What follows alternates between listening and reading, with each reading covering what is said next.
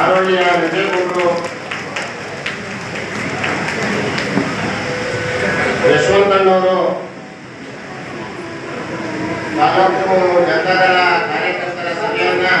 ದೀಪ ಹಚ್ಚೋದ್ರ ಮುಖಾಂತರ ಅಧಿಕೃತವಾಗಿ ಉದ್ಘಾಟನೆ ಮಾಡಿಕೊಟ್ಟಂತ ನಮ್ಮ ಪಕ್ಷದ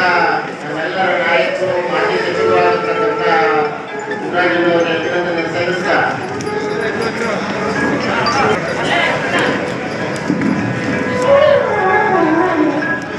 ಈಗಾಗಲೇ ಮೊನ್ನೆ ತಾನೇ ಕುಮಾರಣ್ಣವರು ಕೃಷಿ ಪಾಲನೆಗೆ ಬಂದು ಜಾಗ ಪರಿವೀಕ್ಷಣೆ ಮಾಡಿ ನನಗೆ ದೂರವಾಣಿ ಮುಖಾಂತರ ಮಾತಾಡಿ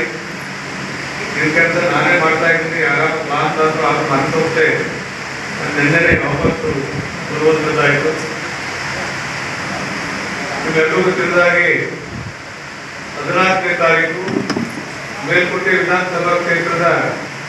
ದುದ್ದಾ ಹೋಬಳಿಯ ಬಿಸಿ ಫಾರಂನಲ್ಲಿ ಅದು ಅವರಿಗೆ ಟೈಮು